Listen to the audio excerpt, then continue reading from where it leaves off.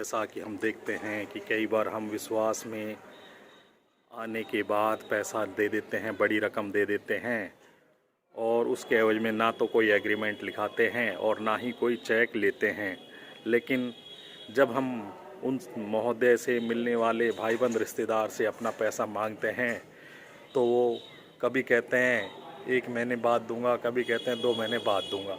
अंत में हाल ये होता है कि वह फ़ोन उठाना बंद कर देते हैं और आप घर पर भी पैसा के लिए तगादा करने जाओगे तो वो आनाकानी करते हैं। ऐसे व्यक्ति से कैसे ले पैसा, यही जानकारी मैं आपको दे रहा हूँ। जैसा कि महोदय, मेरा भी एक कोचिंग संचालक के पास पैसा फंस गया था। चूँकि मेरा एक छोटा सा ई मित्र का काम है, अब उन महोदय ने एग्ज़ाम के फार्म तो भरा लिए, लेकिन क्या है, खाता लॉक होने का जानकारी देकर कहा कि भाई मेरा पैसा खाता लॉक होने के कारण फंसा हुआ है, 1-2 दिन में दे दूंगा।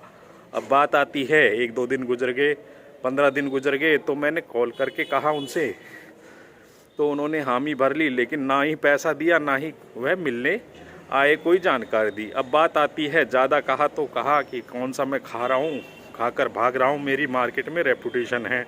और फिर मुझे जानकारी लगी कि यह व्यक्ति हर व्यक्ति के साथ ऐसी ही धोखाधड़ी कर रहा है। अब ऐसे में करे तो क्या करे।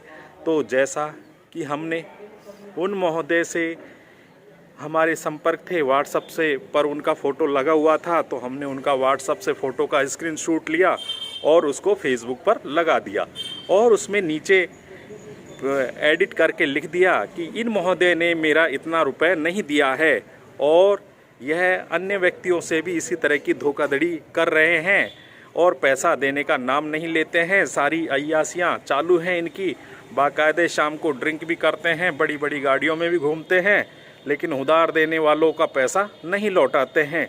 आप सावधान रहिए। तो दोस्तों, आपको यकीन नहीं होगा, कुछ ही दिनों में वह पोस्ट वायरल हो गई और उनके जितने भी कर्जदार थे सबने मेरे फेसबुक के पेज पर लिख दिया, हाँ भाई मेरा भी पैसा नहीं दिया है, मेरा भी पैसा नहीं दिया है। इस तरह क्या है, उनकी इमेज दिन दोगुनी रात चौगुनी डाउन होती गई। हालत ये हो गई, अब कोई भी व्यक्ति उनको बाज़ार में ना तो उधार पैसे दे रहा था, ना ही उनके काम कर रहा था, उनसे नगद में काम करने पड़ रहे थे। अंत में वह परेशान हो गए और परेशान होकर मेरे पास आए और कहने लगे, लो भाई आपका पैसा अब मेरी फेसबुक से यह पोस्ट हटा दीजिए।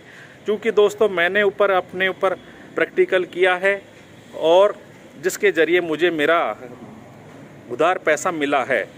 आप इसको आजमाएं ना आजमाएं, यह आपके ऊपर है। क्योंकि मुझे तो मेरा उधार गया पैसा वापस मिल गया आसानी से, ना कोई केस दर्ज करना पड़ा, ना ही किसी तरह का चेक कोई खाते में लगाना पड़ा। तो आप भी इसको अपनाते हैं तो यह आपकी नैतिक जिम्मेवारी होगी। कोई भी आप पर कार्रवाई होती है नहीं होती है, बहुत से लोग डरते हैं। चूँकि मुझे भी उन्होंने धमकाया था कोतवाली से फ़ोन करा के कि भाई इनकी पोस्ट हटा दीजिए।